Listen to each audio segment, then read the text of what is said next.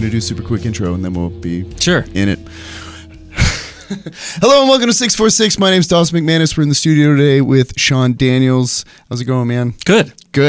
Super quick shout out to Treblecock Studios for letting us record here. Big thanks to Pet Rock Radio for putting the show out. And thank you to the sponsor, Mad Sound Dynamics. Just use promo code 646 at checkout at www.madsounddynamics.com to get 10% off your purchase. Okay.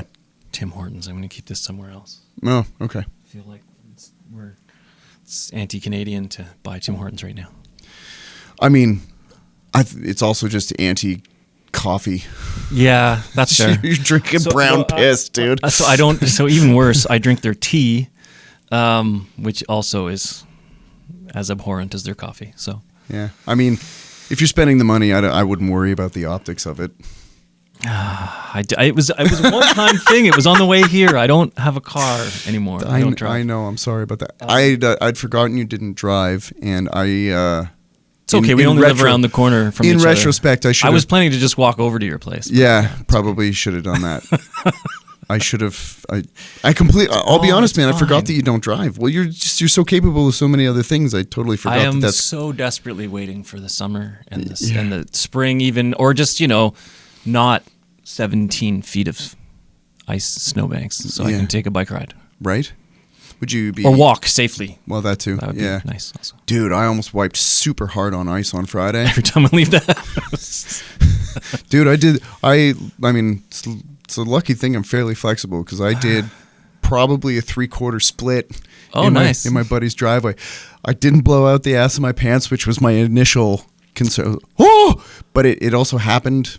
very quickly. As you get older, blowing out your pants is really that's a win. If you come out with you're still okay and you only lost a pair of pants, that's fantastic. Well, yes, I'm not in disagreement about that.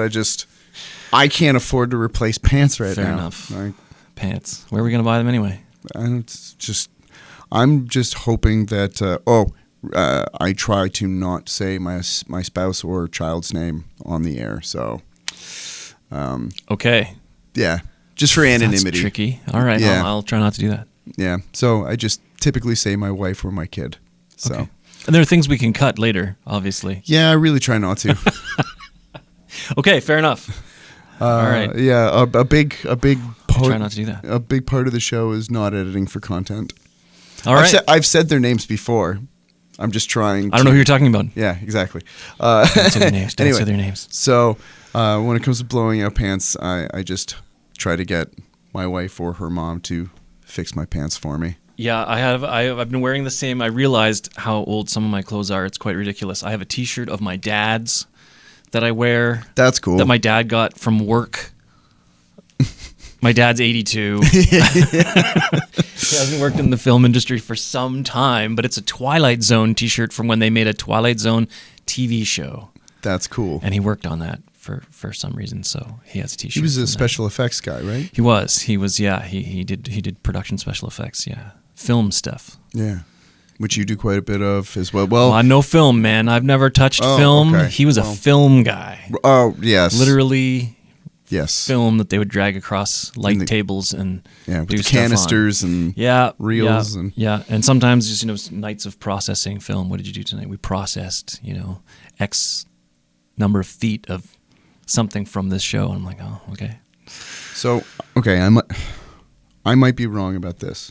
There we go. Because I might be wrong about this, but I've got a memory of you telling me that your dad worked on the opening scroll for Star Wars. Am I making that up? There's a production house that he was involved with that did some of the original matte stuff that were the letters, once upon a time in a galaxy far, far away. Yeah, that stuff. Long time ago, but yes.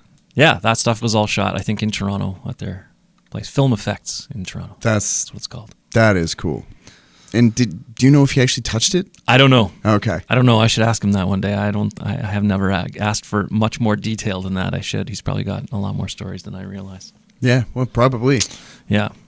That's, man, and back in those days when everything was being done by hand, that's wild stuff. A lot of manual work. Yeah, I show him stuff today, and some of the AI stuff, and I'm like, yeah, look, I can take this original starting frame, and then I can say I want the duck to run across the screen, and he's just looking at me like, oh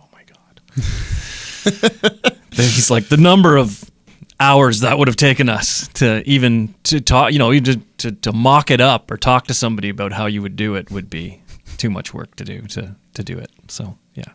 To do just for funsies. Yeah. Yeah. Yeah. I think which is why we have 800 superhero films. Every time you turn around, there's a new celebrity who suddenly has new superpowers and they break through a wall. Yeah. And I would say about 60% of them are not good movies. I don't really know. I've stopped. I've really lost my attraction to movies in the last while. I used to love movies. I don't know what it is. I don't know whether I'm getting older and crankier or what, but like I can't get through like 20 minutes without either feeling like the story is completely unbelievable or there's just some piece of it that just bugs me and doesn't make sense, and I'm like, I can't invest in this. Well, okay, I was going to say, I don't think it's just that you're getting older because I feel the same way about a lot of movies, but the problem is I'm also getting older, so... Maybe we're both just getting older. Yeah, it could be that we're just curmudgeonly bastards now. Perspective is a big deal, I've seen a lot of movies. That's true. I used to really like them. I think we used to rewatch a lot of movies, though, too. Yeah. Now people, I don't think there's as much of that. The stuff that comes out now doesn't seem to be becoming iconic. Yeah. But there's just so much too, right? Yeah. There's 8 million streaming services, and what do you even pick to watch anymore? Yeah. And yet still people end up watching Married at First Sight or whatever those are called. I don't know what that is. There's like reality shows where they just like marry somebody and then they follow them around with cameras for 6 weeks because that's not going to work. Yeah. Like that show, so it's entertaining. 90 Day Fiancé and shit like that. Yeah. Those things. Yeah. Well, it's disposable content. Like you're basically watching a diaper. But people are watching. Yeah. That's the horrifying part. People are watching. Yeah. I mean, it's kind of wild to watch somebody shit their pants in real time. I guess. Yeah. Popularity of various different YouTube clips, etc. Yeah. That's never happened before. Dude, look at the amount of views you can find on car accidents. Yeah, that's sad. It's millions and millions and millions of views. And yet I have a video game where it's just car accidents. You just cause them. Yeah, it's Burnout. Fun. Do you remember that game? Yeah, I do remember Burnout. Points for the more epic crashes. I do. That was actually super fun. That was a super fun game. Yeah, way too many video games. Oh, I had a horrifying moment. I'm going to share a horrifying stream moment. Oh, great. Steam games, PC. I had an opportunity to help somebody set up their new device and looked at my Steam library of games, and there was a number. And I'm not going to say the number. Right. It was a significantly high number, a frightening number of games purchased. Right. By me for my Steam account. So purchased like with money. Oh yeah. Oh. Real purchased games. Well, because sometimes they like do those a line deals. item on my yearly budget. Now that I look at it, it's holy shit. I buy a lot of video games. I'd like to try video games. I've always liked video games. I've been playing them since I was a little kid, and I'm starting to get into building gaming experiences. Yes, I know. Which is fun. What's the name of the game? Oh, what the one I'm working on? I'm working on a few ideas. The bigger one's Chicken Monkey. You're working on more than just that one? Yeah. Oh, I did not know that. I have had some more ideas for some more games, and awesome. Those have branched into ideas that keep me up far too late at night. Oh, but that's okay. You're still not sleeping, eh? Sleep is tough. Sleep has always been a tough one. Sleep's tough. Yeah, I used to have a lot of trouble sleeping. I don't anymore, which is nice. You had a kid. Well, I'm not. I mean, assume. Yes. Well, no. I would. Because I wouldn't know. Nor will I mention. Yeah. No. We can talk about the fact that she exists. I just don't. Having a kid gives you different perspectives. Yeah. Well, it's just, when even when she was first born, when I wasn't able to work out as much and stuff, the insomnia came back. It's when I'm not physically and mentally exhausted that I can't sleep. I need to, literally my body has to go, no, we're shutting down now. Otherwise, I assume that's what my issue is too. Right. Don't really know, but yeah. Can we talk about the epilepsy and stuff? Are you safe to be physically active? Yeah, totally. Oh, okay. You can come work out with me if you want. And I am getting more physically active as time goes on. I have. Cool. I know it's shitty to do in the winter. I have some daily practices that I do inside. Yeah, which is good, and I'm working on more of those. And when we get a little bit nicer weather, I will be back to cycling. I have a gym in my basement. Yeah. No, it's good. And as previously stated, you live literally right around a block away. Yeah, it's true. So you could just walk to the house. Yep. And we could work out. It is a possible thing. And I'm not gonna put you through the ringer or anything. No, I understand. I've had many offers from great folks who are involved with great gyms. Yeah. And okay. and I do intend to follow up on some of those. There is also, as time progresses. There's also WCMA. Marcus and I are there like every day. That's the other great offer I'm talking about. Yeah. Yeah. Have good support. Okay, good. Making sure I have good supportive people around me who encourage those types of things rather than. Yeah. Well, and also especially if you're working out with Marcus or myself, neither one of us are going to be like, fucking push it. No, I know. It's like, okay. No, I know. Let's modify these so you don't hurt yourself so you can do it again tomorrow. Yeah. That is. Because that's the whole thing. And some people get really excited when they first start and they try to go too hard too soon. And then it's like, cool, now you're immobile for 4 days. With anything. Well, yeah, with right. anything. They get frustrated by that process and they stop. Yeah. I mean, I have that experience with lots of stuff, with music, with computers, with everything. Yeah. And I have started to develop a system of allowing myself to reach a plateau and stop, which is great because I used to just kind of say, no, you can't. You got to figure this out. Like, you can't go to sleep until you understand how this works. Yeah. Or you at least need to understand X before you can put this down, right? But no, it's like, no, what I'm going to do is I'm going to spend an hour trying to understand X. And if I don't in that hour, then I'm going to review why I didn't figure it out in that hour and go at it again later. Yeah. Yeah. An hour is as long as I get. And however far I get in that hour. Yeah, and I get way, way, way more done under this system. Just saying, for this hour, I'm going to actually try and concentrate on this too, which is the other side of the coin I think for a lot of people really is if you actually sat down and spent an hour trying to learn something, if you didn't pick up your phone and check something, if you didn't read something else, if you weren't trying to do 4 things because I can do 4 things at a time. Yeah. Then you'd get a whole lot done in that hour. Yeah. And that's what I discovered was that just by really, really focusing on something for short periods of time, and hour sounds like a short period of time until you're in that hour. Yeah. But well, I mean, doing 4 things at once, you can do a quarter of each thing simultaneously. Yeah. I mean, we'd love to think that we're all that coordinated. Yeah, but I don't think we are. I don't think our brains really, really, really work that way. I think we've just subjected ourselves to it in a whole bunch of different ways. And so because it's there, we think we can because we have to deal with it now. But yeah. Oh, dude, I actually, even during this show, I try to keep mine out of reach.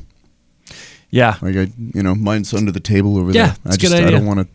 I don't want it to distract me from what we're doing. So Chicken Monkey. So, okay, I'll try and give you the really short version of this. Chicken Monkey came about because we were going to play one of those remote style games with a bunch of people where, I shouldn't say remote style. I should say interactive style where this is, my interaction to the game and the game's happening on the screen. Right. So Fibbage and games of that ilk. Quiplash and that kind of stuff, yeah. So it was one of those types of games and someone invited us, but we were at home and they were at their place and there were like 6 people there and they were all going to play and they're like, you guys should play, here's the code. So we get in, you're able to join the game, but you have no idea what's going on the remote end. So all you get are like the prompts on your end to do something. We were like, well, we can't really play. Yeah. This isn't. Can you like stream the game to us or something? Like, how do we play? So, after like 10 minutes, disconnected. That didn't work out. But I got in my head this concept of what about a game that did work like that, but that didn't have to have a bunch of canned questions, because after you've played those games, 20 times, you start to repeat those questions and stuff. Of course. And with the ad, we'd been working on something at work, and I'd been working on my own at home, understanding this technology of generative AI and LLMs, large language models, how they work, how you can prompt them, what kind of results you can get out of them. And I thought, wouldn't it be fun if we could figure out how to make the host a dynamic, funny host for the game who not only produced new questions every time you played, you could customize the questions. You could say, I want the topic today to be this because I'm here with these people. Sure. Let's have it be music trivia tonight. Let's have it be. And so, we've done a bunch of play tests so far. So the concept is that you all, ideally you play in the same room, but if you can't, it's still possible to play remotely because the remote version of the game is available via the web. Any URL. So any device you've got in your house, you can just throw up the main game on there, and then everybody else jumps on their phones, and everybody's in the game. Right. And the host, who I named Jim Jam, is sarcastic, funny. It knows the names of. So when you start the game, you pick an avatar and you name yourself, and then it keeps track of everybody's points throughout the game and whatnot. And it knows how everyone's score is doing, so it always takes a bit of a shot at the person with the lowest score after when the round scoring happens, and it generates voice for that. So the first couple of playthroughs, it was just text on the screen coming up, and that was pretty good. And it was fun, but I did a whiteboard session all through those and wrote down everything people didn't or did like and did adjustments. And 2 weeks later, we did it again, and I had a voice generator in there, so now we can use Google's voices to make the voice of the game. Or now I've got it to the point where a whole bunch of stuff is running locally on my own computer. So the goal in the end is to have all of this run on one little box, a Raspberry Pi. Yeah, sort of like what you did during the lockdowns for a group of us, which I've spoken about this before, but you made a bunch of Raspberry Pis so that we could all connect to a designated server, and we could actually, quote unquote, hang out with each other when we weren't supposed to be hanging out with each other. Yeah, and we did a live music show, so we got the audio to the point where we could had like, I don't know, 13 or 14 milliseconds of delay or something. It's like the lowest we could manage it, but it meant you could play along with somebody else playing. And we did a whole show, yeah. So we used Jamulus and the Raspberry Pis and put them together, and I gave everybody a webcam to plug into it as well. And we produced a fundraiser. We produced a live fundraiser for the PMBA. Yeah, I was during pretty the sure lockdown. It was a PMBA thing. Yeah, because I remember jamming with you on one of the beta sessions. Yeah, it was really neat. Yeah, I couldn't believe how that it actually was even close to working. Yeah, just the fact that we could count it in and actually all start to, and you could hear everything hit essentially on the one. Yeah, you're like, holy shit. We'd been used to very carefully buffered audio video calls for work, right? Up until that point, and everybody was like, hi, and you like wait for hi to come through like 4 seconds later on the remote end. But those pieces of software are designed to make sure there's, the audio is very clear and perfect when it comes to the other side. Ours was like, if you have dropped audio frames, drop them. Yeah.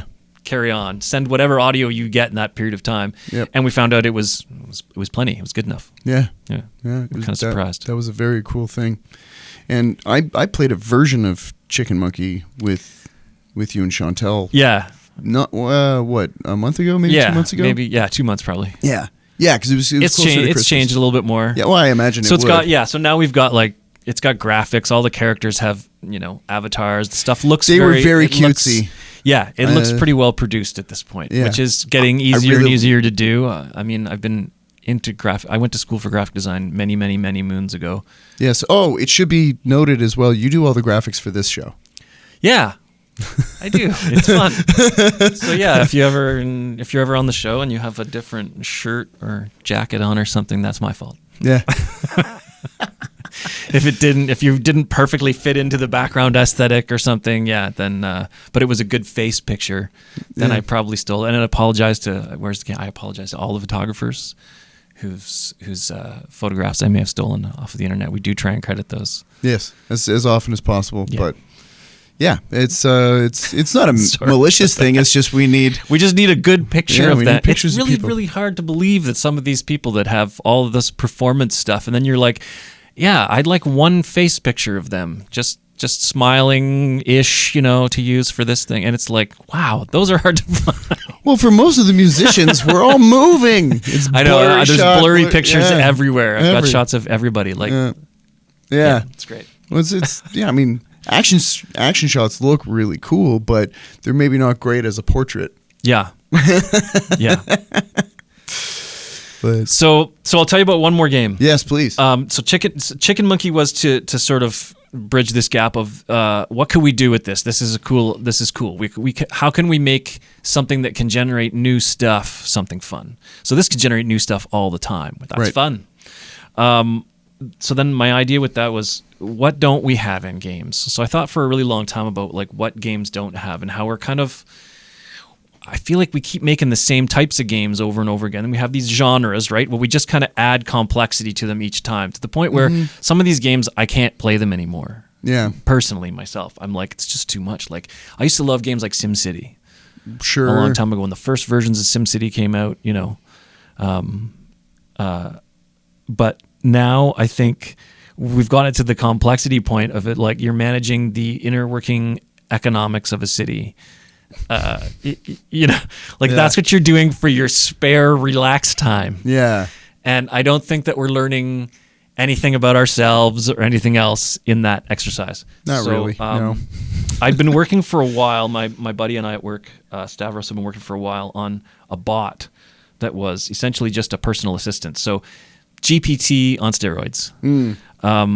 Early on in the sort of advent of GPT, and we thought it was really funny. This week, Google came out with something called Google Research. Okay. And it's essentially this thing that we cobbled together 2 years ago when GPT first came out. We were like, what if you didn't know what you should Google to find something out? Could you just ask it what you should Google? And then we were like, well, let's put this together. If we ask it what it should Google, let's have it give us 5 good suggestions for what it should Google. Then let's have it Google those things. Then let's have it collect all the text from those Googles and put them together in one big bundle of text, and then have GPT read that text and tell us the answer from that. Right. So we called it Deep Google. And it worked great, and it's been working great for 2 years. I use it for researching just about anything. Oh, cool. All I do is just say, in my little bot, I say DG, Deep Google. Yeah, yeah. And then whatever it is I want, like DG, how would you do X? And it, like 10 seconds later, comes back with a very detailed step-by-step instruction list for me. So I started taking those features to sort of the next level. I thought, these are like characters, right? So then I started trying things like, okay, you're Kramer from Seinfeld. Act exactly like Kramer from, every time I talk to you, you should bust into the room and tell me about this new invention you've thought of. Right. That alone has generated ideas for more games just from the suggestions that Crazy Kramer says. It's been fun just taking those ideas and taking them another step right, and just seeing further. What they can be. Yeah. So this last one is called The Apartment, and it's a virtual assistant bundled inside a sort of a role-playing game where you own and run this apartment building, and the people that live in it are the people that you choose to live in it by interviewing them at the beginning. Okay. So they're all generated characters. Yeah. And they have a style and everything else, and they have a bunch of stats about them, and this is all tracked in the game. Every time you play it gets updated. But the other thing that they do is every day your characters get a year older. A year? Yeah. Whoa. So if we come up with some sort of simulation that sort of simulates when people die of various different causes, and we do some math around that, and your characters should last, 100-ish days tops. Right. If they come in as babies. If they come in as babies, right. So sometimes they will, because some of your characters will have characters. And sometimes they'll just show up because you have an empty apartment because someone died. Right. The guy in 205 died, so you have an empty apartment you need to rent. So 5 people show up and you choose who gets to, between these 5 people, is the new person to move into the apartment for however long they move in for. Maybe they're a pain in the ass and you evict them after a couple of days, years to them. Or maybe, they become your new best go-to advisor for whatever it is your issue is. And so this thing is laid out so you like interact a little apartment. with them. Yeah, you talk to, they can all talk. They all have Did they have avatars? Like you can see them and they move and so that's freaky, dude. Well, I mean, I'm not going to make it all that detailed, but I'm going to use generative AI to make images up for them and to make, and then those, as they age, the generative AI will make a new picture of that person as an older person. Yeah.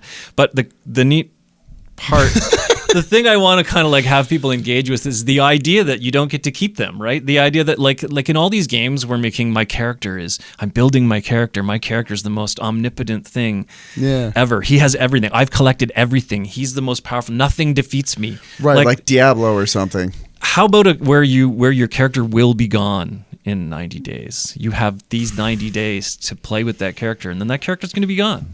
Huh. And then at the end of that, so everything the character ever says goes into a database and is recorded. Okay. And everything you said to the character goes in too. And so inside this database in the background, you have everything they've ever said. So after they die, you have there's a cafe in the bottom of the building. Okay. I forgot this part. The cafe is where they can all interact together. You can go to any individual apartment and talk to the individual character. Sure. But if you go to the cafe, more of them might be there. They can interact with each other and talk, and you can talk to them. And there'll be some like mini games or something you can do in the cafe. But that's kind of like your main place for like it'll be telling you local news, it'll be telling you weather, it'll have all kinds of customized stuff for you and about you, and it'll be linked up to your Google Calendar in the background if you want and stuff too. So you can be like Marg's the cafe manager, you can say like, Marg, what do I have on today? And she'll tell you what your calendar is. and then after these people die, there'll be this thing called the Book of Memories that you can go and look at anytime you want, and it'll be the book of like it'll go through their whole life, their 90-day life, and pick out like highlights and make like a highlight reel where you go back and like remember these old characters you've had in your game over the I don't know, years, maybe years. Sean. This feels okay. Hang on. You know how sometimes people talk about the simulation theory. Yeah. How we're all I figure that's already true. So so that's kind of what I'm alluding to. This feels like kind of like Playing God, and this Book of Memories is like St. Peter's tome. If you're religious, that's very religious. It is. I don't mean it that way. No, I'm sure you didn't intend it that way, but like all of a sudden, I'm just like, oh my God. It's like I just wanted to like reach into this place in gaming where we appreciate something rather than where we, because what I actually came across, and it was just before, I think it was the day before I came up with the idea for this one. I was looking at I don't know how I came across this, but we're scrolling and we come across things. Old people sitting at gaming machines, a row of seniors sitting at like gambling machines, slots and shit. Yeah, and this woman just like half, slumped over, going, pressing the button for the dopamine hit, and I'm like, that's what the games we're playing now become when you get old. Yeah, because you can't handle the complexity of managing the city budget in your game anymore, but you can. And I don't want games to become that for me at all. So sure. I was like, we got to do something else with games. Games have to do something different. So I thought, how could you actually engage with a character in a game that you might care about? Games are going to get like this real soon anyway. Yeah. Other companies, I'm sure, are investing in the abilities of these things in the background. I'm just trying to do it on a really simple level, and for me, it's really about an engaging way for me to stay ahead of the technology curve. Sure. To stay interested. Yeah. It's moving way, way faster than we can keep up with it anymore. Yeah. There was a time you could keep up with, computer science on a general front, but you can't anymore. You got to specialize and take a direction and go there, because there's just way too much science going on, and it's daily too much science going on. The generative AI image space is nuts, being able to just generate videos from stuff. The stuff I've got, the graphics that I do for 646 as an example, I can take that one I did last week for Nicholas Campbell. Yeah. It's a picture of him, and he's just kind of looking at the camera, and his shoulders are this way, and he's looking directly at the camera. But I can have my model make a depth model of where those shoulders are. I can draw anything I want in there, but it knows the exact shape it needs to draw it in to make it fit the original picture. So, we're just going to enter this era of nothing we see is real, and we won't be able to tell. And that's so freaky. It's happening, and it's happening really, really, really, really, really fast. Yeah. I mean, in some ways, I think it's super useful, but then my brain keeps going to all the nefarious purposes this will undoubtedly we had to have said the same thing at the beginning. We did say the same thing at the beginning of the internet.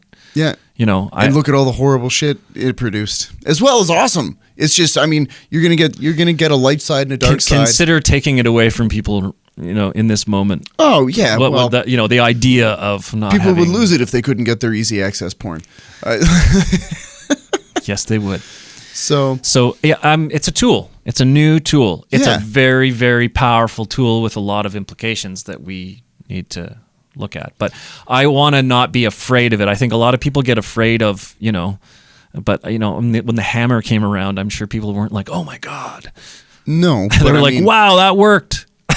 Yeah, but also, I don't think the sky... Someone could hit someone in the head with that. It would cause a lot of damage. It would, but not the same amount of Skynet. Maybe. Well, there's a much higher probability warfare has gotten popular. Yes.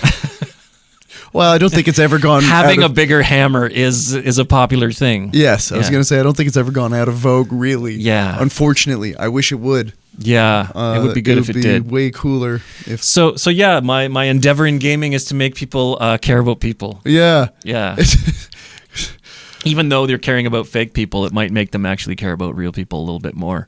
Yeah, if the goal in their game is not to become omnipotent and destroy everything, which it seems to be in the vast majority of the other games. Yes. So, yeah. Well, I don't know. But then also with that amount of power, you're going to get some people, even in the game, just being shitty to their tenants. And you know what it is? It's a sandbox for sure. So the concept for sure will be for other people to just come up with whatever creative nonsense they can, Yeah. I will delight in seeing the stories of people who have, doing whatever horrible apartment they have. You can name the apartment, you can name the cafe, you can choose who the owner of the cafe is. Oh, okay. Because that's your main sort of, the cafe manager keeps all your stuff together. So that's going to be the main character that's going to talk to you. That's cool. And I put another one. I don't know if this is going to work right now. I might have to make mine Keith David. I built a little section called Lab. Now, this is something that we can already do with things like GPT and stuff. You can hand GPT a picture and say, what's in this picture? Okay. And it knows what's in that picture, right? Yeah. So if I hand it like a picture of this comic, it's analyzing that picture right now. Can I? Yeah. I'm hoping that's going to work. Oh. Did it? Can I read this off? Yeah, sure. The image is a humorous comic strip with 4 panels, each depicting a different scene. In the first panel, we see a scientist at a table in a laboratory setting looking at a small fish above him. There's a speech bubble containing text that reads, "I dropped the base." The second panel shows a scientist sitting at a table with a fish swimming on top of it. And another speech bubble says, "That's okay, I didn't need it anymore." In the third panel, we see 2 scientists in a lab. One of them is showing something to the other, who is laughing heartily.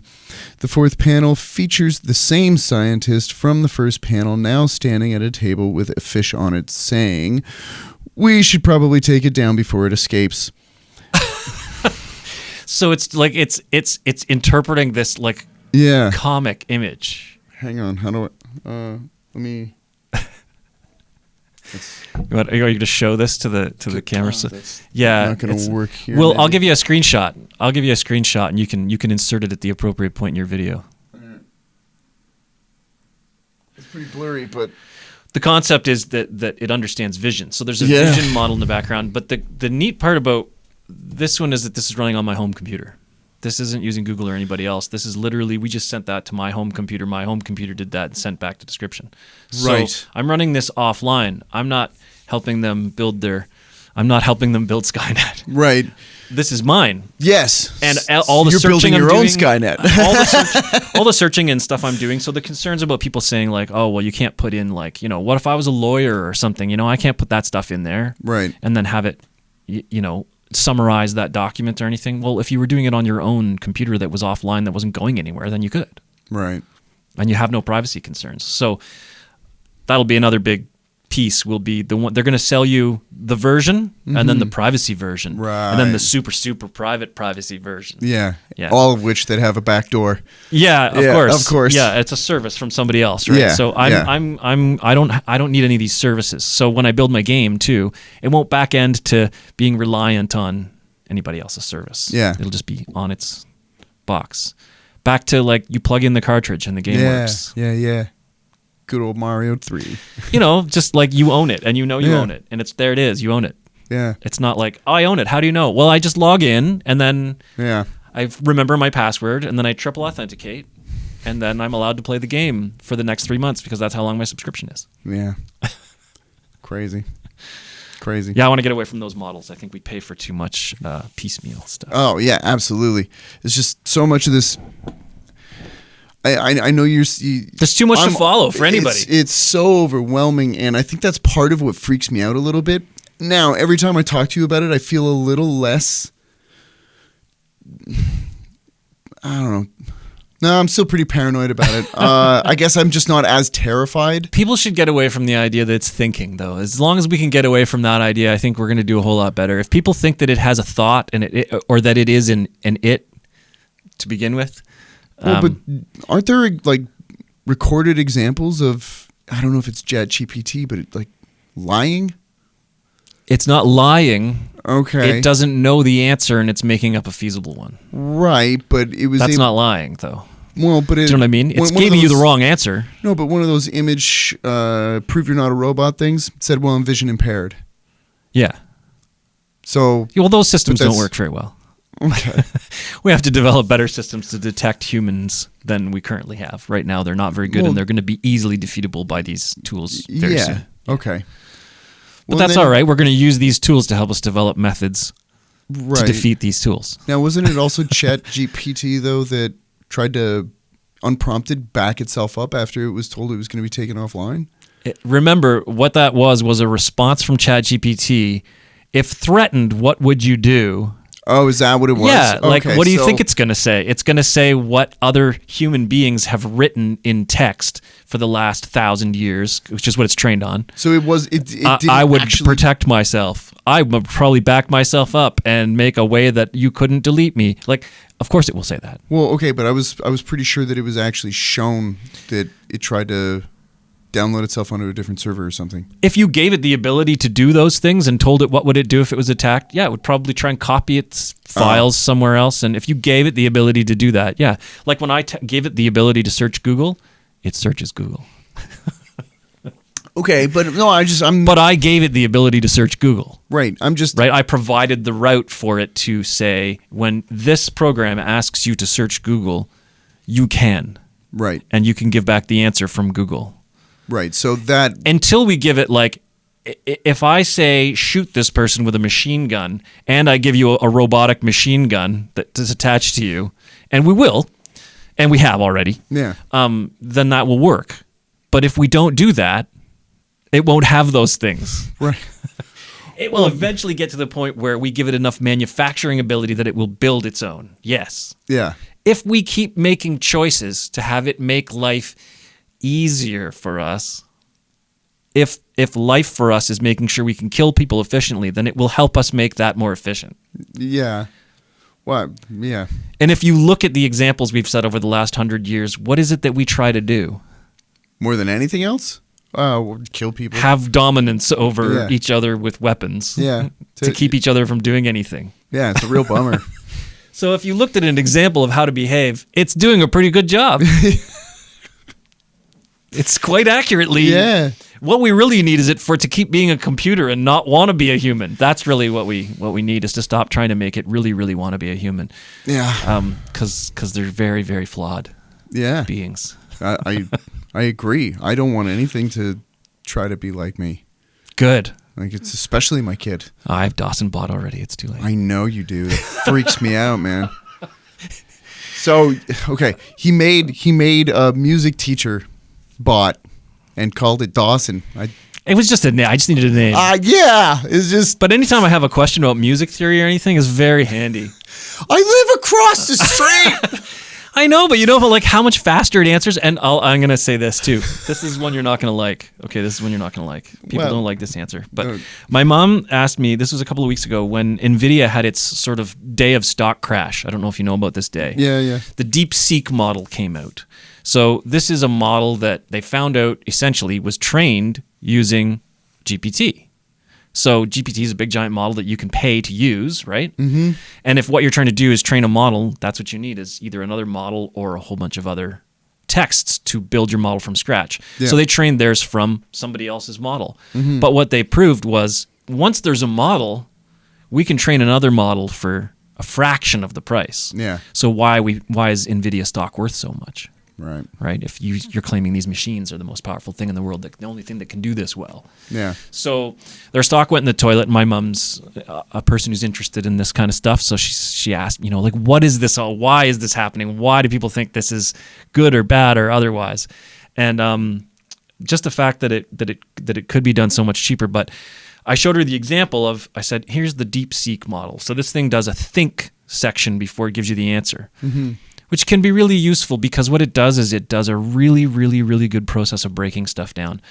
In my day job, I'm essentially a project manager for electronic stuff, for digital projects. So I have to break stuff down, right? I have to say, okay, what's the problem? What am I trying to solve? What do I already know? What are the requirements? How do we satisfy those requirements? That'll tell us what we need to do. Mm-hmm. And this DeepSeek model essentially has that background processing. It says, okay, what have I been asked? What do I know about that? What I need to find out to build more information about that? And then at the end of that, it closes off the think section and gives you the sort of GPT answer. But you saw how it got there, which is sort of fascinating and for some people sort of scary because it seems to be thinking. Right. Again, it's been taught on a whole bunch of generative reasoning. So a whole bunch of the why did you do that texts were used to build this model. Yeah, so it's like a really advanced if-then statement. Yeah, that's essentially what Transformers is in the background. Generative AI is just a massive whack of if statements that we can't do fast. And traditional computers can't even do fast. But GPUs, the graphics processing units that come with our Xboxes to make things on the screen happen really fast, load all these textures into memory and keep them. We found out that memory is really, really useful. So all these people with gaming computers suddenly became the AI whizzes of the world because they unknowingly had these in their houses that they could use that they didn't know they could use until somebody said, hey, you've got that card. You know what you can do with that? But what I showed my mom was the reasoning piece, and I had it, produce a report on something for me. And she said, okay, but do you trust that 100%? So to come back to your idea of, but didn't it lie? Didn't they show it? Didn't they prove that it lied? It came up with an answer. So we asked it for this summary of this long document. It came up with what we thought was a pretty damn good summary of this document. Mm-hmm. And she said, okay, do you trust it 100%? And I said, no. I know that the models can infer a certain amount of, I don't know the answer to this, so I'm going to fill in the blank. Yeah. I don't want an empty answer here, and I don't want to say I don't know. Yeah. So I'll say something that seems like it fits. And I've seen this a million times. It looks like all these other texts. This is a reasonable answer to give. Right. So you can now train those models to not do that as much. Right. Okay. But also, do you trust the answer 100%? No, I don't. What was my alternative for getting that report? Reading it myself and writing it. Yeah. Would my version have been as good? No. Probably not. Or not as fast anyway. Worse yet, giving it to somebody else in my office with less experience than me and less years of experience dealing with the same topic. And I could ask them to write me the summary and give it back. Do I trust that 100%? Do I trust, Bill at the office 100%? No, Bill's a fucking dummy. Right? So that's the next question people are going to be asking themselves, though, I think, right? Do you trust it 100%? No, but I trust it way more than I trust Bill. Yeah. And so that dude's hammered. This answer is going to be better than Bill's. Does Bill need to work here? Yeah. Yeah. Some of those jobs, and in fairness, some of those jobs aren't being done well. Well, yeah, for sure. What if you're somebody whose job it is to review something for public awareness, something, there's just so many places where people could be doing jobs where your job is to check something very technical, and that's not an easy job for a human to do anyway. Yeah. Like to make sure don't do building is structurally sound or fireproof. Check everything. Check every detail of that. Yeah. Make sure you don't miss anything at all. Oh, it turns okay that because Bill got drunk last night, that building burned down. Yeah, I mean, and a bunch of people died. Should Bill not have a job because of that? No, but should that be Bill's job? Maybe not. Yeah. It's going to make us review some of that stuff. Yeah, for That's sure. going to and I keep kind of saying to everybody I talk to about this, it's going to get dark before it's going to get light, probably. Yeah. But that's history. Well, yeah. I mean, a lot of people were really upset when the printing press became publicly available. Sure. So, yeah, that's what I'm saying. It's a tool. It's just that it's going real fast. Yeah. It's hard for people to adopt new tools when the tool changes next week. Yeah. Well, exponential growth of anything is exceptionally rare. Like technology is a really big example of that. I mean, there's not an industry it hasn't touched. Yeah. Well, thinking about an electric guitar. Yeah.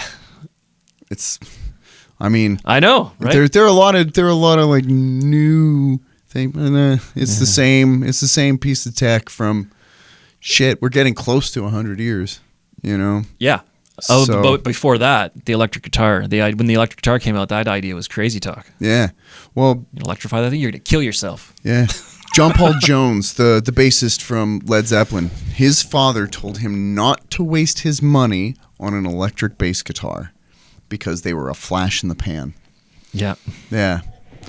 I mean, flash in the pan right now, though I think we're at a point where there will be lots of flash in the pan right now. Yeah. We have, it's all coming out so fast, you don't have time to look at it. Yeah. How can something get popular when, no one's going to hear about it because something got more popular 4 minutes later? Well, yeah, and if it's obsolete in 2 weeks, then it doesn't have. That's the other chance. issue with investing in this kind of tech too, right? People invest big dollars, and they want to invest it in the thing that's going to produce the new internet, the new Facebook. Yeah, and a lot of them too are just like shell pump and dumps too. So absolutely, you're going to probably get duped somewhere. Stuff that I'm doing. People can do what I do. People can go develop their own apps and release them, and knowing nothing about how to really do that. But the attractiveness of the app makes people jump for that stuff. Yeah, I will say though, I think maybe you're selling yourself a little bit short because, you're a lot further along in this stuff than literally anybody else I know, and I know some fucking nerds, dude. I'll try not to take that too hard. No, it's not an insult. Sorry. I just mean like, dude, I'm a music nerd. I'm a martial arts nerd. But when it comes to, I guess because of the generation, there's a very negative connotation to that word. But it's all right. I didn't grow up being teased as a nerd in high school at all. I did.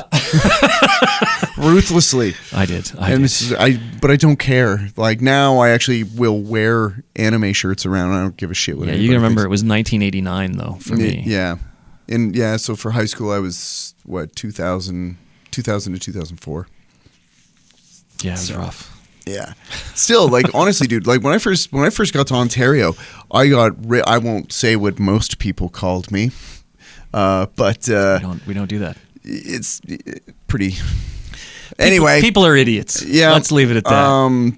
But it was because I wore leather jackets, had long hair, and was wearing a Black Sabbath T-shirt. Oh, you piece of shit! I know, right? And that was lame because that was old people shit. I wish I knew you in high school. Yeah. There are a lot of people that I know now that I wish I'd known in high school. I would have had a much better time, I think. Now, don't get me wrong, there are a handful of cats that I still talk to from high school, but there's like probably 4 tops. Yeah, high school, I'm not sure. I hated it there. I hated high school. Yeah, I did not enjoy high school. It was brutal. Yeah, it was bad. It was a bad time. Even to the point where it literally affected my I shouldn't say it was grades. all bad time. I had one really good friendship in high school. And my buddy Jeff, we had a zine called the Yip magazine. Wait, a zine. I understand. Yeah. Okay. Yeah. And that was a fun time. Cool. And that was the beginning of bulletin boards. That was pre-internet, and we had bulletin boards. And at night, this is how nerdy I am. At night, our bulletin boards would exchange. This is pre-email too. Yeah. Our bulletin boards would exchange messages that were on the same board. Right. So people could post messages on boards. Think of Reddit way back, right? Yeah. And then you're at night. So we started, and then it would just be your bulletin board. Someone would have to phone my house. Yes. Yeah, I remember telling my mom, who worked for Bell, we need another phone line. She's for what? Yeah. For my computer to automatically connect to in the middle of the night so people can phone us and send me messages on their computers. No. Yeah. But I kept pushing and eventually had the Spaceboard BBS. Yeah. I remember when we first started doing that kind of stuff, it was primarily for Doom and Warcraft. Mm-hmm. And now, were you just getting together in the same place and plugging your computers in? No. You were literally doing it over the phone. You're dialing with the modems. Next door. Yeah, but you had to go modem to modem. Yeah, 2 players. There's no servers. Yeah, come on. No, that shit didn't exist. And so we would call waiting. Screw you, call waiting, dude. And the foot. Don't answer it. Because for anybody that doesn't, my game. For anyone that doesn't know what we're talking about, if you picked up the phone while this was happening, it would interrupt the connection. The connection was audio being translated to digital, being translated back to audio, being translated back to digital on the far end. Yeah, it was so slow. Yeah, at a rate of if you've ever looked at your internet, you understand that we were going 300 baud rate, okay? So that's 300 rate, that's right. Bits per minute. Yeah. You could in today's terms, it would take you about a half an hour to download a meme. Mm-hmm. Yeah. Oh my God, dude. Trying to get stills from like a movie that was coming out. Yeah, little chunks of the image would come through with like one bar and then half of the next bar and then another half in the next bar. And we sat there blind like, look, it's coming through. GeoCities. It's so amazing. Yeah. Netscape Navigator. And now we can look up anything. Right. All they have to do is have a website. You mean no one has a website? Yeah. Oh my God. 6 minutes later. You mean everyone has a website and they're all terrible? Yeah. Fuck. Yeah. It's so crazy. It's so crazy. And yet, like, television networks somehow survived. And sort of. And movie studios somehow survived. Yeah. Also sort of. They kept just getting purchased. Technicolor just went under. I mean, that's huge. That's pretty crazy. Yeah. Technicolor's been around forever. The company that owned my dad's parent company was Technicolor. Yeah. So his pension essentially just got, we don't know. Oh. We got to check. Wow. But I mean, those things should be insured. But, but still. Guy who worked there for 40-something years. That's crazy. Holy shit. So what time are we at? Okay, we got time. We got 10 minutes. All right. And then we'll have to switch into overtime because this is still like... This is so crazy. Like, I love this kind of stuff. I have too many things that I'm interested in. That's my problem. That's where the lack of sleep comes from, really. It's I just can't seem to pack enough stuff in. Yeah. I just streamlined it. I am interested in a whole lot of stuff, but I don't have I have streamlined it. I will briefly come back to the epilepsy story. Please. So this last summer I had 2 full tonic-clonic epileptic seizures. Yeah. I had them in the hospital, and one in the hospital and one in the ambulance, and both of them after my wife detected them. So she is apparently very good at this. If anybody needs to have epilepsy smelled, she does this. She's bloodhound on top of being a poet and a roller derby. Does all these things. Yeah.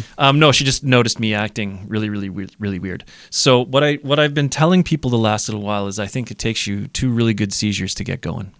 Okay. The first seizure you have, and you freak out, and you go home really scared, and you sit in a corner and think, wow, I really don't want that to ever happen again. I'll do nothing. Right. And as long as I do nothing, nothing will happen. Oh.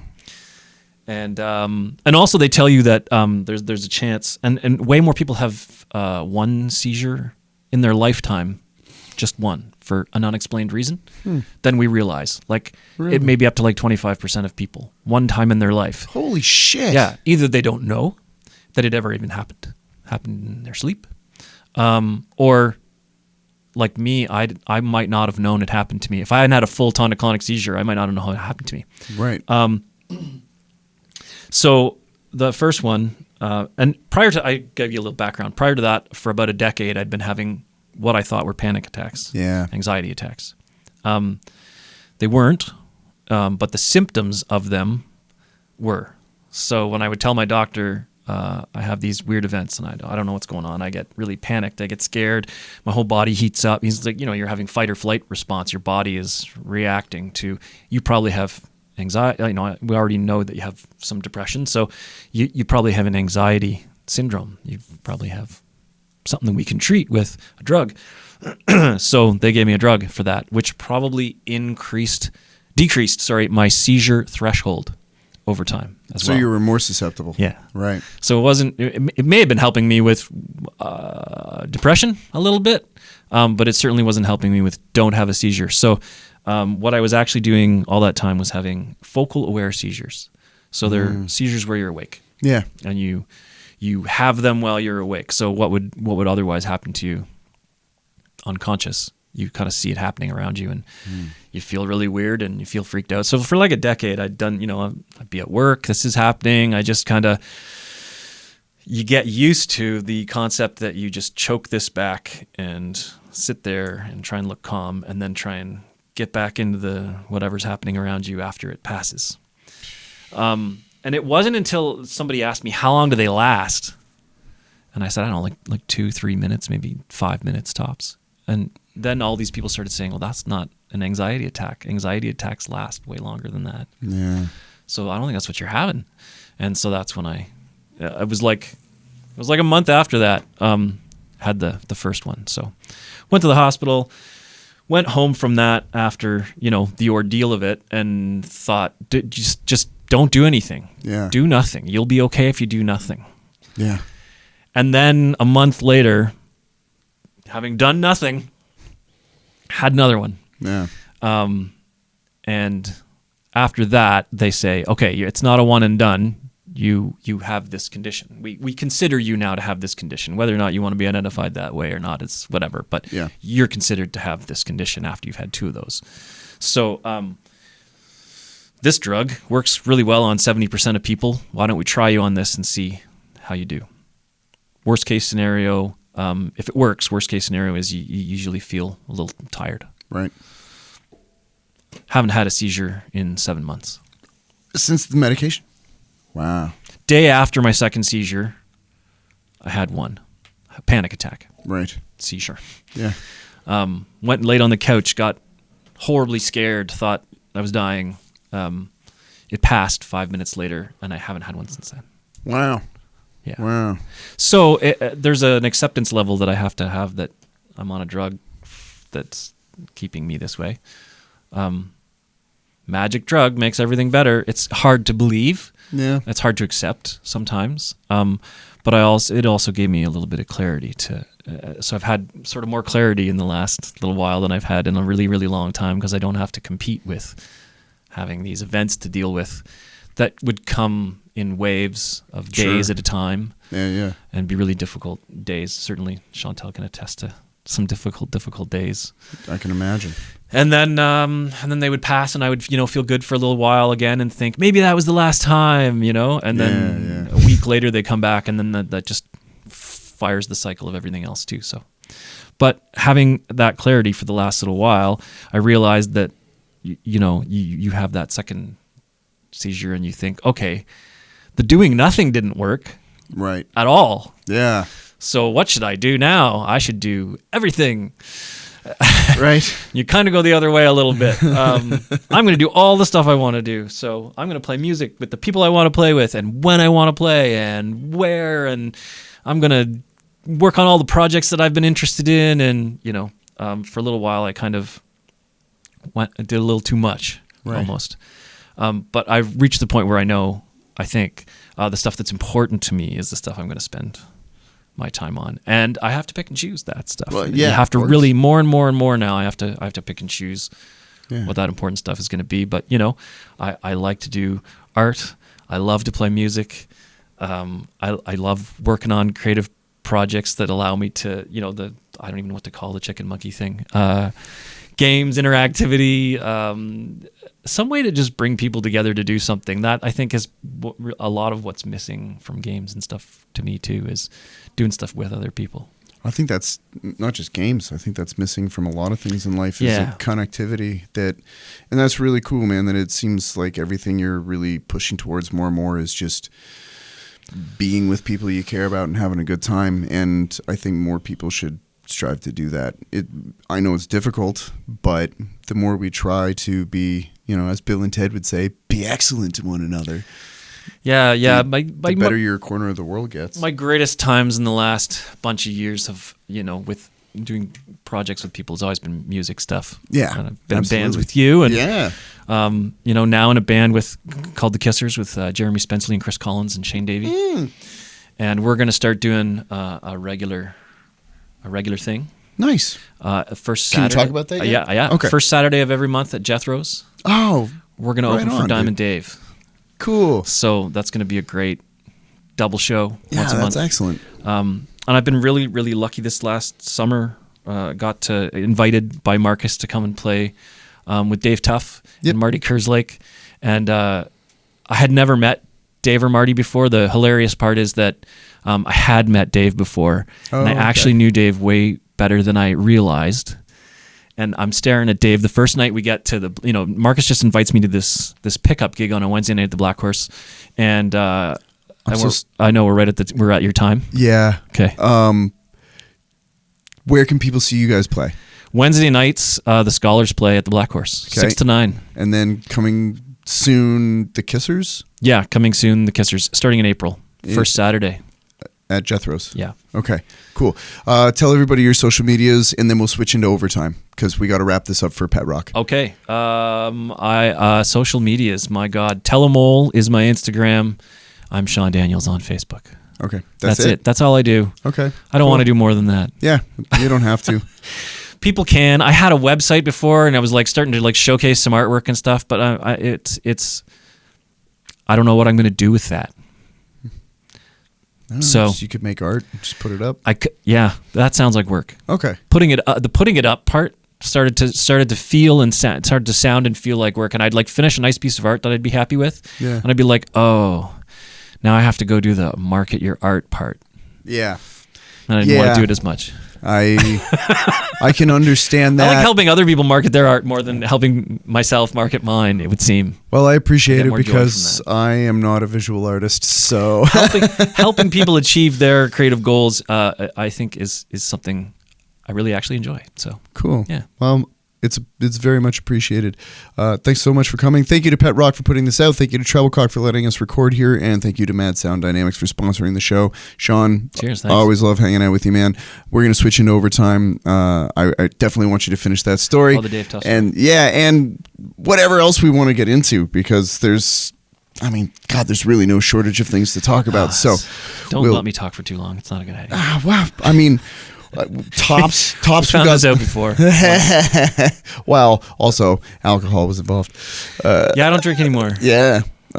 So it's bad for epileptics apparently too. So. I've heard that. Yeah. So we're caffeine. They say don't do that. So if you're epileptic, and you don't want to do either of those two things, I can help you. Let me know. There you go. Cool.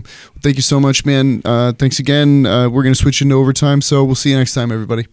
Peace. Thanks. Hey, what's up, 646 listeners? It's Dawson McManus here, holding it down on the low end as a bass player. And I can tell you, I know the struggle. You're grooving along, you're locking into the drums, everything's perfect, and then wham! You're totally drowned out by the cymbals. It's a total vibe killer. I know I'm not alone. That's why I'm super stoked to tell you about the Mad Cymbal Shields by Mad Sound Dynamics. Mad Cymbal Shields are a total game changer. They're designed to control volume and harshness without killing the natural tone. That means drummers can still go all out with their energy and passion, while the rest of us, bass players, singers, guitarists, keyboardists, etc., actually hear ourselves in the mix. And sound engineers, they are gonna love you for cutting down on the cymbal bleed from literally every other mic on stage. Drummers, listen up. Don't hold back. Play with the intensity and the power and the passion that drives the tune without overpowering the band. With Mad Cymbal Shields, you can let loose while keeping everything balanced. Trust me, your bass player and everybody else on stage is gonna thank you for it.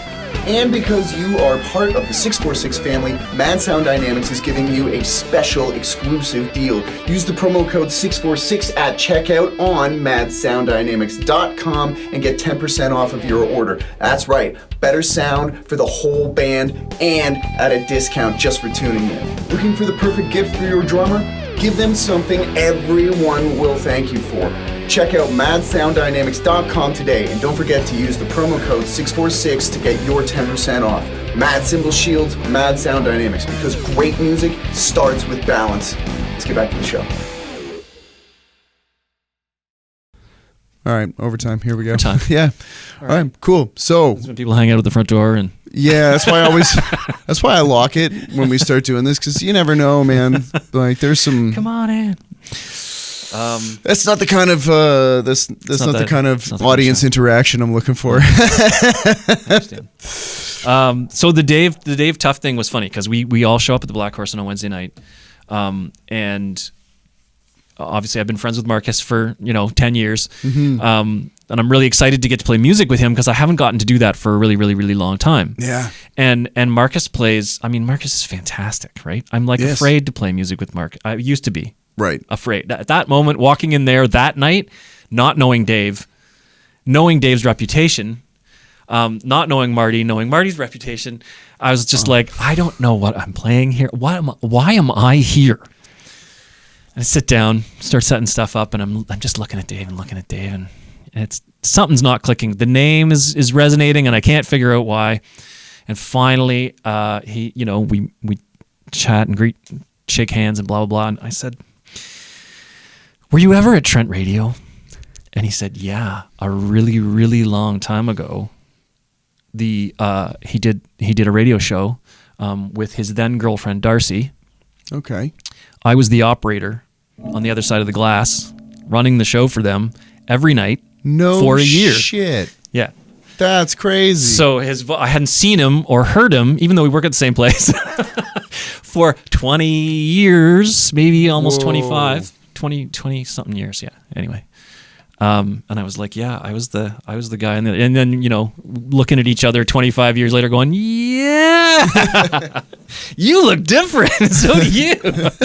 25 years will do a lot. Yeah, and a lot of missing hair. Sure. Yeah, that's the main. That was the main tip off. Yeah, didn't you have like long curly brown? I did. Yes, that's correct. Yeah. So that was kind of cool. We'd known each other for way longer than we realized. But that's wild. Playing with music with those guys is just it's something I can't describe it. It's different than playing with other people. Sure. The vibe of us playing that particular gig, we don't rehearse those songs. Yep. We rehearse them by doing them a little bit differently every Wednesday. Yeah. Or Dave just showing up with something else. Dave has to teach on Wednesday nights right now. Yes. So we were calling it first thing we called it was Professor Tuff's dissertation. Because he is a professor. Yes. And he does like to start the songs by telling you what region of the world the song came from, who originally recorded it, the color of the chewing gum on the end of the guitar on the album that he remembers the song by, or something along those lines. So we started calling it Dave Tuff and the Scholars, because we were there learning about songs from Dave. So now it's just called The Scholars. While Dave's away, we have guest people coming in. We've had great folks come to join us. Mike McCurdy, Jeremy Spenceley, Brian Landry. You had Chris too, right? Chris Collins and I did a two pianos night. Yeah, that's right. How'd that go? Great fun. Nice. I got Chris in trouble though because he had promised somebody else he would do a dueling piano show there, and we had talked about it, but we had never really set it up. So then when we did it somewhere else, Chris was like, "What are you doing?" I told him we do it somewhere else. Can't call it dueling pianos, but we did. And you can call it whatever you want. We're gonna do it again. Nice. Soon, I think somewhere else. So. Very cool.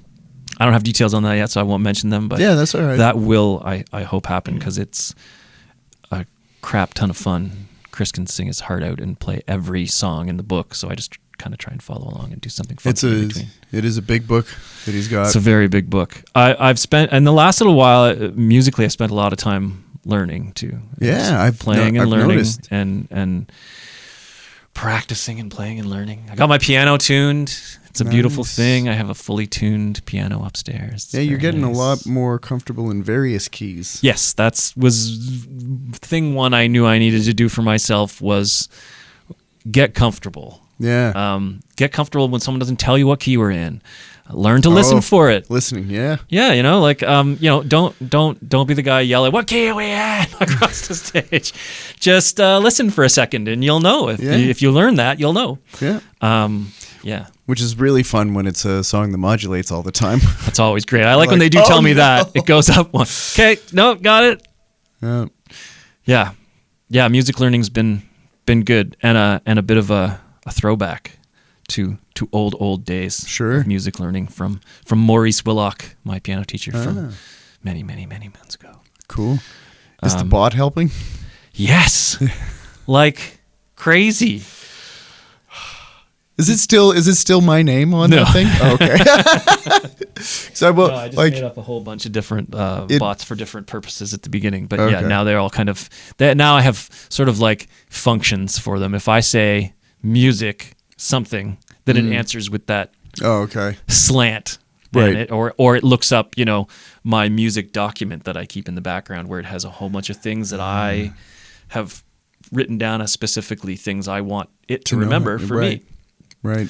So I'm kind of using it as a bit of the whole apartment thing is going to be a place for me to collect my thoughts.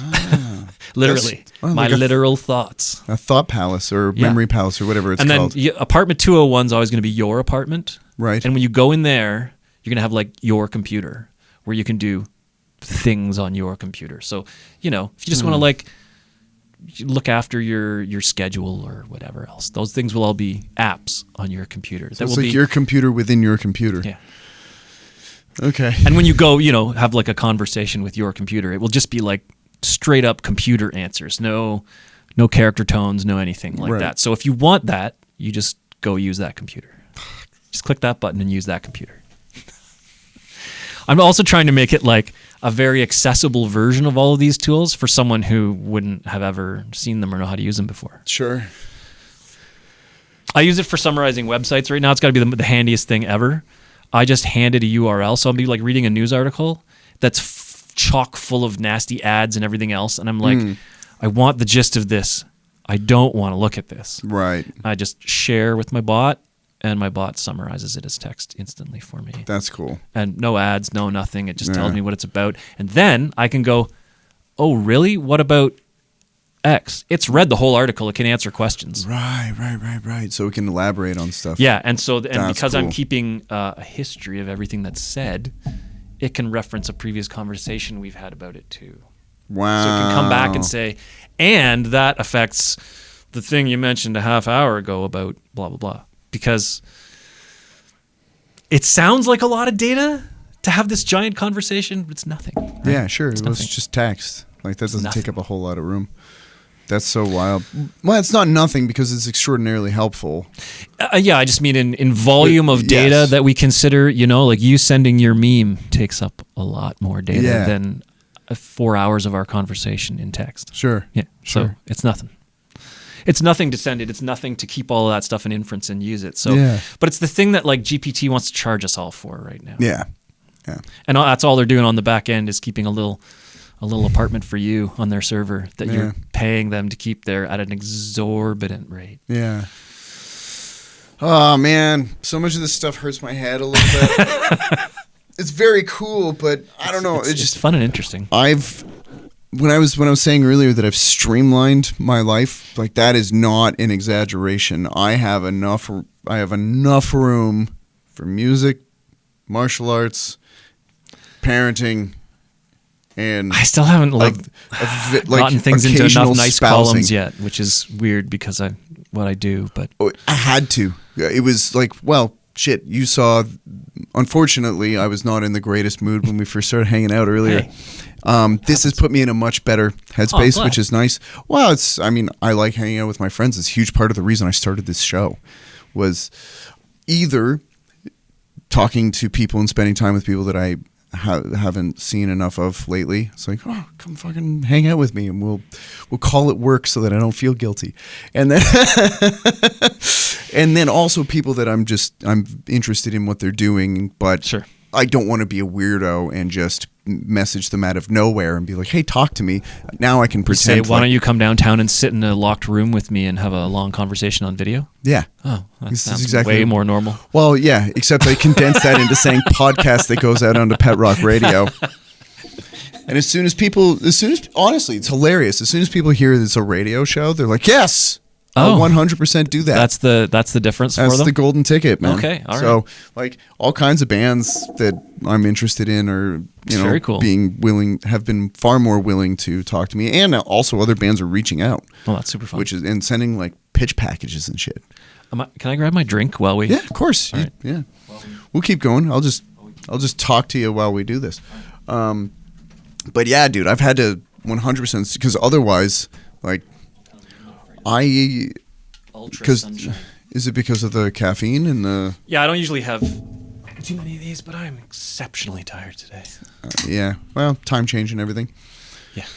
So, but yeah, I've had to streamline stuff and kind of hold less in my head. Otherwise, it becomes a bit of an issue with mostly... I don't know. I don't even know how to label it. I just start shutting down. Yeah. And I'm there with you. And it's not... I get it.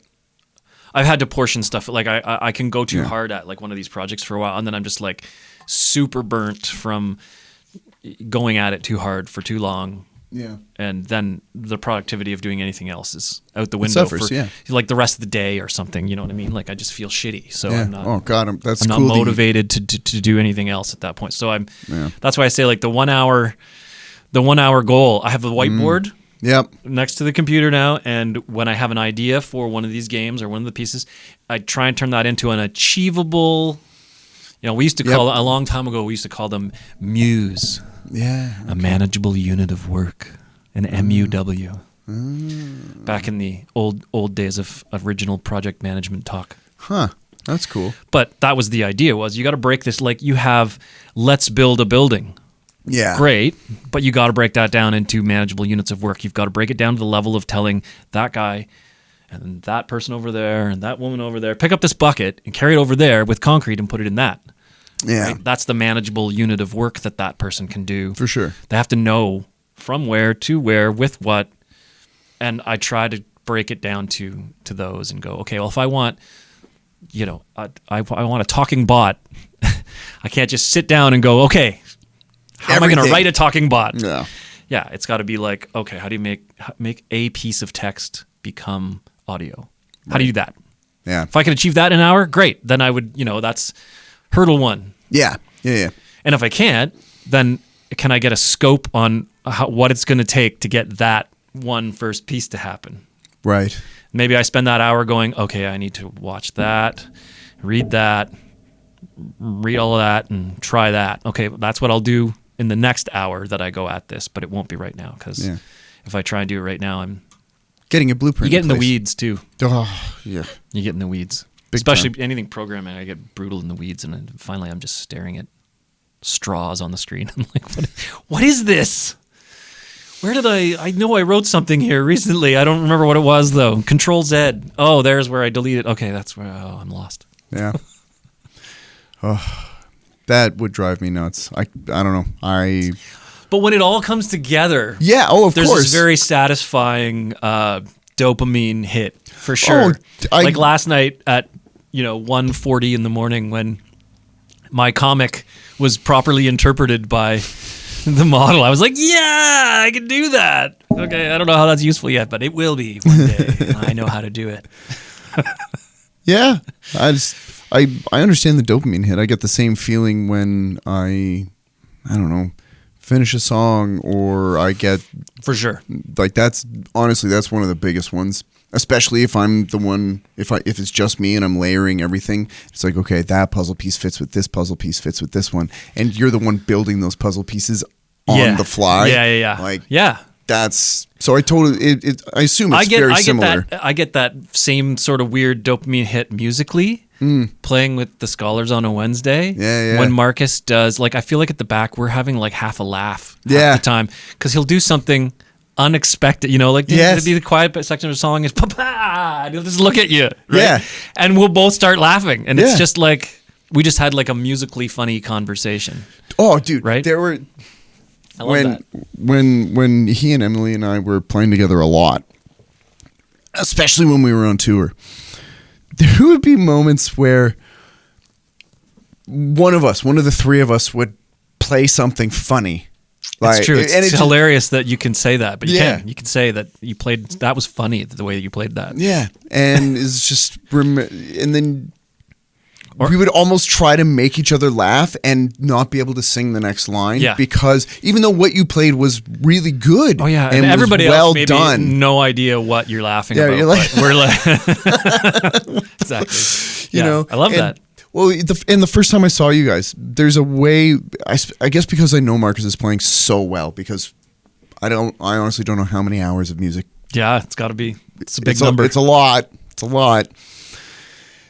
When he's playing, he'll be doing stuff, and I was sitting in the back of the Black Horse, just kind of like, just chuckling to myself, knowing that he's up there having a bit of a laugh himself. Yeah, he's fucking around. I know what he's doing, and I'm like, you're still hilarious, And I think he loves doing that in this group.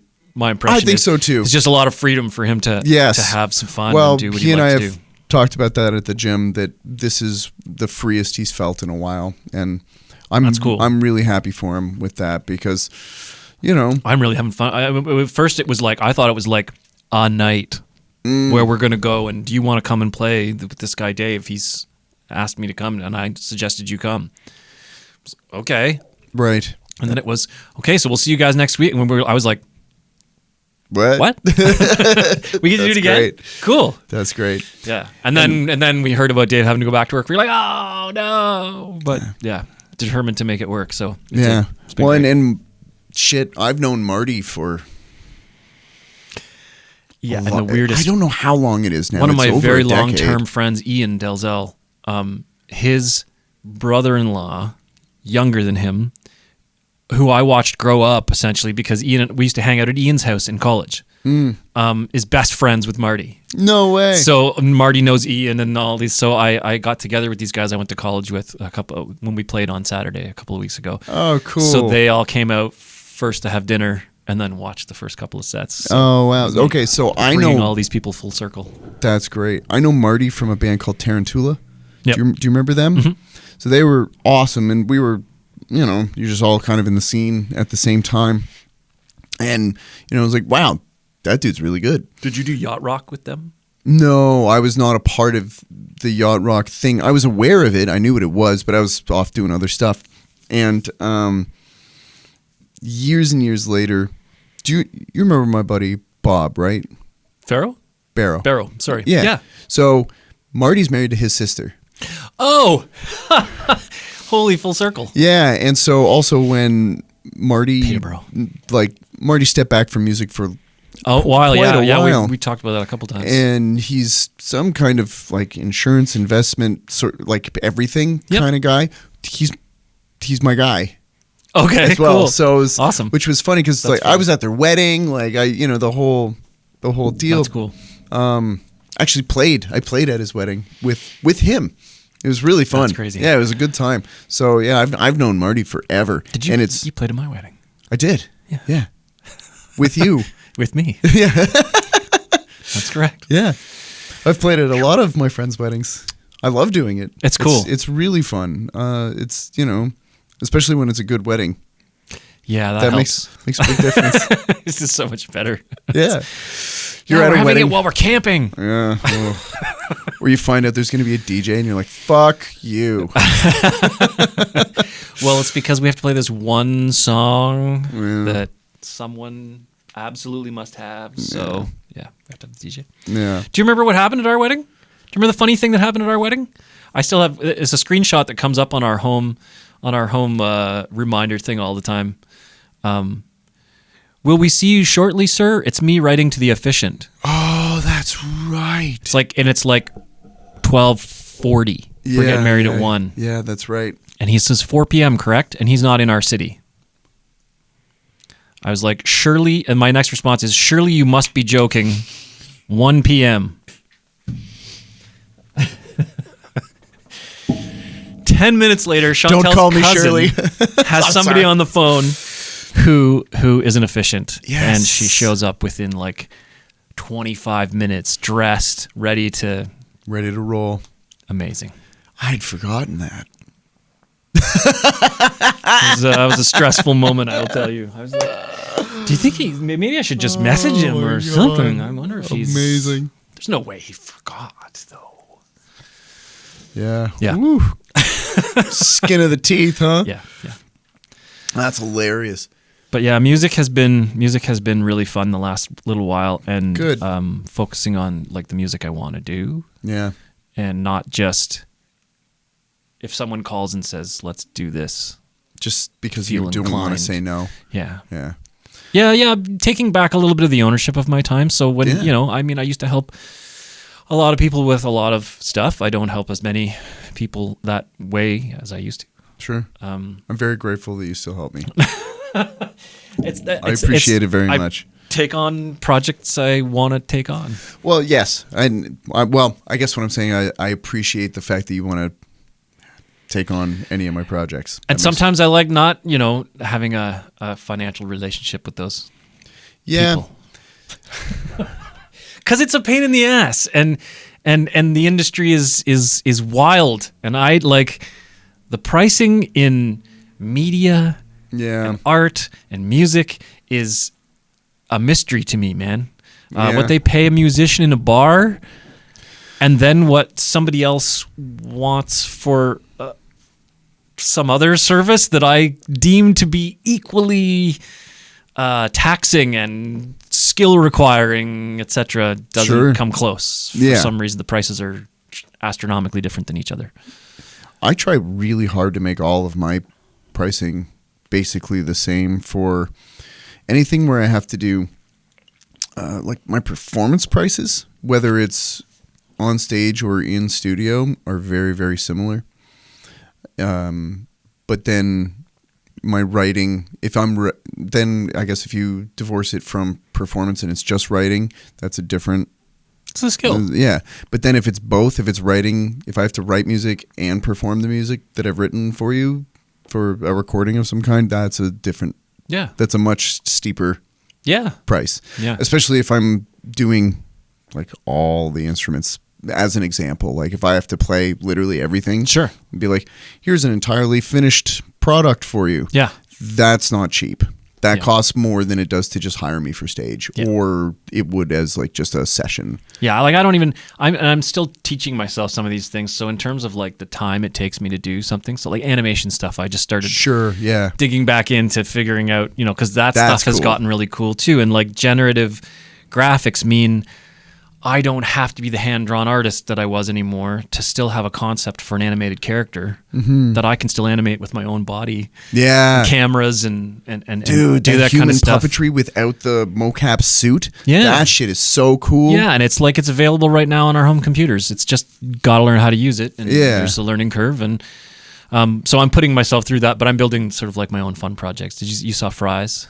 Yeah, I did see Fries. Fries. I loved that. And that's just me learning how to use those tools, and that took way longer than it should have to make that one small 1 minute piece. But now I know, it's a fun track, a ton more stuff about how to do that too. Yeah, and I kind of, stuff seems just that temporary right now. Anyway, like I think that something like Fries could be, I could just do a couple more of those. I got another one coming out called Winter Sucks. Oh, nice. Do you have a date? Another week, probably. Yeah, cool. Yeah. Okay, so then by the time... Hopefully Winter Sucks will be out by then. Cool, because then by the time that this goes out, I can put up links hopefully before the end of winter. I can put out a link for Fries cool. and Winter Sucks. That'd be great. Yeah. Well, because I want to try to... Because I can't there's no description box for the radio. So, but when we're in overtime... They have to remember websites. They have to write them down. Yeah. So for all this, for the streaming platforms and stuff, though, it's all in the description box. Right. So cool. Yeah. No, that's. I like the idea of doing them just for fun too, just because they're fun for me. It's like one little funny idea. The problem is that like one little funny idea that I think is just hilarious for 30 seconds is going to take me 2 hours to put together. You know what I mean? So by the end, minimum of 2 hours. Like, is this funny anymore? It was funny before. I hope it's still funny. Yeah. By the end, you're like, this shit ain't funny. Yeah. We might be cutting into somebody's time. Nope. Somebody's trying to come in. We're in the middle of a podcast. Please don't come in. In the middle of a podcast, man. We're recording. Shoot, sorry guys. That's all right. Just head in back. Special guest. I'll see you in a minute. I tried. It's all good. The fuck were we talking about? Fries. After 2 hours of 30 seconds something being funny, probably not funny anymore. It's hard to still, be seeing it as funny. So I start to appreciate sort of like the stuff that must have happened, like, you know, people shooting sitcoms and stuff. And it's like, okay, we're going to take this again for the 30th time. Oh my God. Yeah. Everybody still laughed, though. Could you imagine the early days of South Park? Yeah, no, it must have been. When they're taking the shot and swapping out the mouth and taking the next shot. Yeah. They must have wanted to kill each other by the end of that. Probably. That's why it's the humor is just so on edge all the time, because they're all just that angry. But yeah, it's so that's another one of those like, okay, I'm going to carve off an hour and figure out how to make the mouth move. Yeah. Right? Yeah. I'm going to carve off, and I didn't get there. And what I learned in that hour was I need to make a whole set of mouths in Photoshop. Right. That I can then keep so that I don't have to do this every time I create a character. So that's why a lot of animation has the same styles between, because they're just copying assets all over the place. Yeah, well, why wouldn't you? It's certainly an easier way to do it, yeah. And I'm trying to get to the point where I can spin up an idea that I think is funny and produce something out of that before I think it's not funny anymore. Yes, right. I'm trying to get that down to that period of time where the creative piece actually becomes the funny piece, it's done. Yeah. I'm sure I'm using this expression wrong, but I have a problem with what I refer to as carving off the ends of the ham. Okay. This came from, I don't know what this expression was from, and a friend of mine used to say this a long time ago, but it was like, we need to carve off the ends of the ham, and I just couldn't figure out what it was that he meant, but he was finally told me this story about his grandmother's oven. He was like, why do you cut the ends? Some girlfriend asked him, why are you cutting the ends off the ham every time you cook it? That's how you cook a ham. And she's like, why? Why? What for? Like, I don't know. Everybody in her family does that. Turned out their grandmother's oven was small. And to get this pan with the ham on it, they would have to cut the ends off their ham to get it in this pan, to get it in the fridge. But he started using this expression as like knowing when to quit. Right. Knowing when to say, this is done. Right. You don't need to keep, like, you're at the end, like, you're just, every little extra piece, you're doing too much. You need to stop. Okay, so that might not be a bad... See, we need to cut the ends off I think we might have to cut the ends off the ham because people keep trying to come in. Fair enough. Cut the ham. Yeah, let's cut the ham. Sean, thank you so much for doing this, man. Cheers, man. One more time, Telemole on Instagram, Sean Daniels on Facebook, and there will be links in the description box below. So, do more stuff on Facebook too. I think. Yeah, I forgot about that. That still exists. You're still doing stuff for that? Well, it exists, and that's where I put fries up, and that's probably where I'll put other stuff. And Chantel and I have certainly not given up on it. We just haven't found anything we want to make a video about in a little while, but we will. Cool. All right. I think that's actually a vocalist for a session that I'm doing very soon. So okay. Thanks so much, everybody. Ham it. Let's ham it. Right on. That was great. Thanks, man. Yeah. 1 sec, man.